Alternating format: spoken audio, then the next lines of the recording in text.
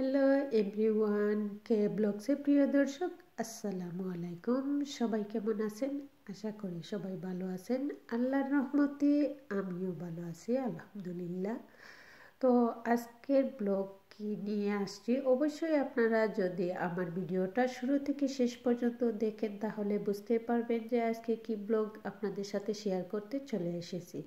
তো প্লিজ আপনারা আমার ভিডিওটি শুরু থেকে শেষ পর্যন্ত দেখার অনুরোধ রইল। যারা যারা আজকে আমার চ্যানেলে নতুন, প্লিজ আমার চ্যানেলটাকে সাবস্ক্রাইব করে পাশে থাকবেন।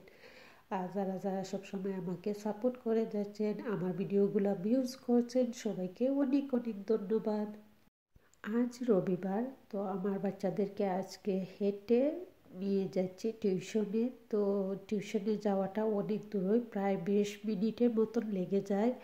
তো আমি একটু শর্ট পথে পার্কের দিকে যাচ্ছি। তো পার্কটা পার হব একটু কর্নার সাইডে। এই পার্কটা কিন্তু অনেক বড়, এক সাইড থেকে অন্য সাইড দেখা যায় না, জাস্ট এইটা কিন্তু নিচের সাইডটা দেখা যাচ্ছে, উপরে সাইডটা দেখা যাচ্ছে না। যে সাইডের মধ্যে অনেক কিছু আছে এক্সারসাইজ করার জন্য এবং বাচ্চাদের প্লেগ্রাউন্ড আছে। তো এগুলা কিন্তু উপরের দিকে। এই পার্কটা যদি এক রাউন্ড করতে চান, যারা হাঁটতে পারেন মানে দৌড়ানোর মতন, তাদের ওই 1 ঘন্টার উপর লেগে যাবে, এত বড় এই পার্কটা।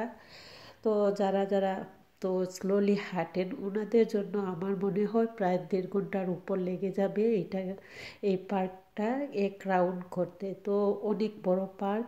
তো পার্কের এক সাইড দিয়ে আমি বের হচ্ছি, কারণ হচ্ছে আমি মেইন রোডের দিকে যেতে গেলে দেখা যায় যে অনেক লং পথ, আর এত গাড়ি ঘোড়াগুলো আসছে। তো সেই কারণে আমি যেই সাইড দিয়ে যাওয়া যাবে, যে শর্ট পথে, আমি এই দিকেই যাচ্ছি। তো এই দিকে যাওয়াতে কিন্তু আমার 20 মিনিট সময় লাগবে। তো নিয়ে এসে আবার রান্না করে তারপর আবার ওদেরকে নিয়ে আসতে যেতে হবে। তো কুইকলি করে আসলাম। আসার পর আমি কিছু ওয়াশিংয়ে কাপড় দিয়ে গেছিলাম, তো ওই ওয়াশিংয়ের কাপড়গুলো বাইরে দিলাম।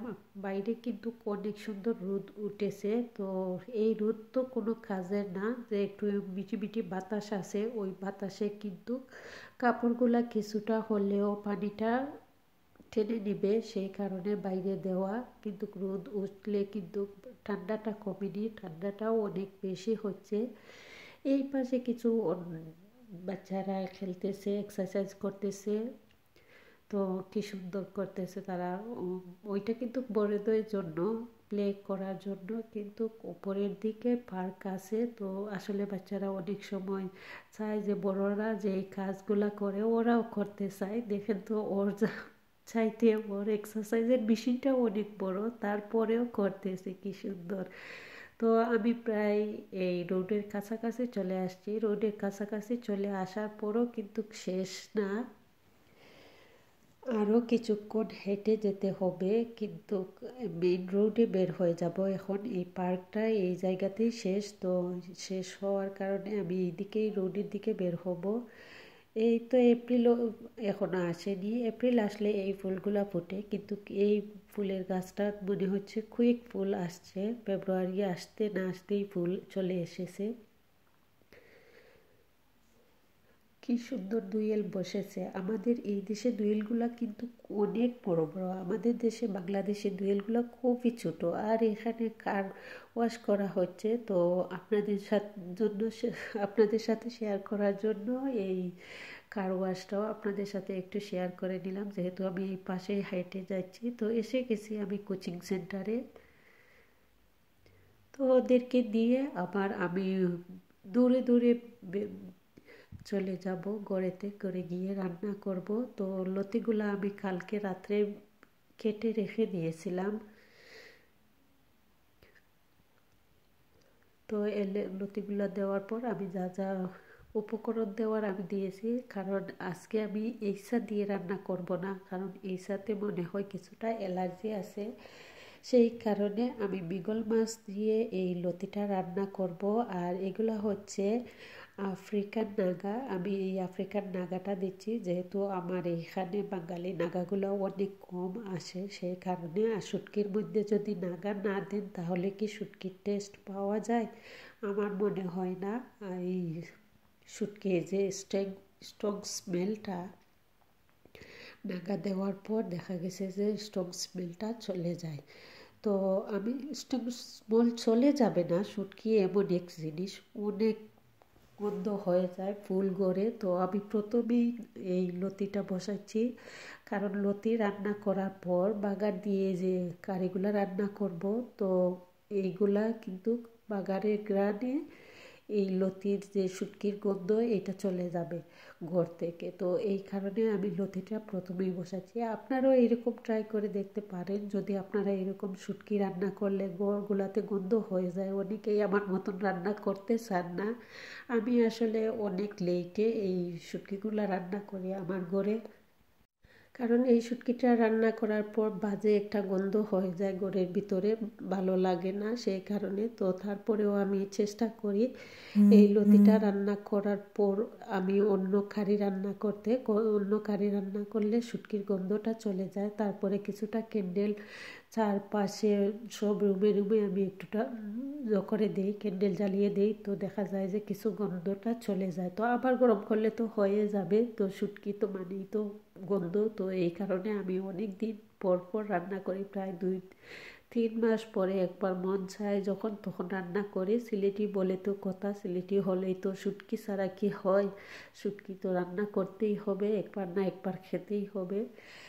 আর আমি এখানে কিছু চিংড়ি মাছ ভাজি করছি, কারণ 1 ঘন্টা আমার হাতে টাইম। তো 1 ঘন্টার ভিতরে আমি এই রান্নাগুলা শেষ করতে হবে, এত কুইক করে করতেছি। তো যেই রকম মনে হইতেছে এইরকমই রান্নাটা বসাচ্ছি, যে কিছু তো খাবার আমরা সামনে নিয়ে বসতে হবে। আসলে অনেক সময় আছে আমি যদি দিনে বের হতে হয় তাহলে আমি রাত্রে রান্নাটা শেষ করি। তো আজকে আমি রাত্রে রান্না শেষ না করাতে এইরকম হয়েছে আমার।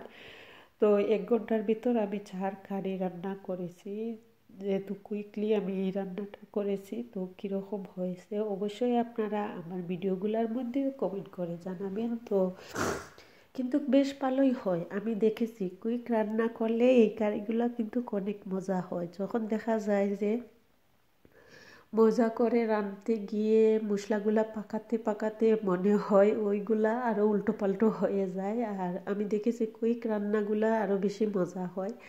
জানি না সবার কাছে কীরকম হয়। আমি এই কুইক রান্না করার জন্য দেখেন পেঁয়াজটা ভাজিনি, আগে একসাথে সবগুলা দিয়ে দিছি, যে সব মশলা সহ পেঁয়াজ সহ চিংড়ি মাছের সাথে দিয়ে দিছি, যে আগে আমি যে মশলাটা কষাবো এই সময়টা আমার কাছে নেই। তো চিংড়ি মাছের সাথে আসলে পেঁয়াজটা এমনিতেই খসে যাবে, একটু টুকরা টুকরা থাকলেও অসুবিধা না, সেই কারণে আমি এইরকম একসাথে দিয়ে দিছি।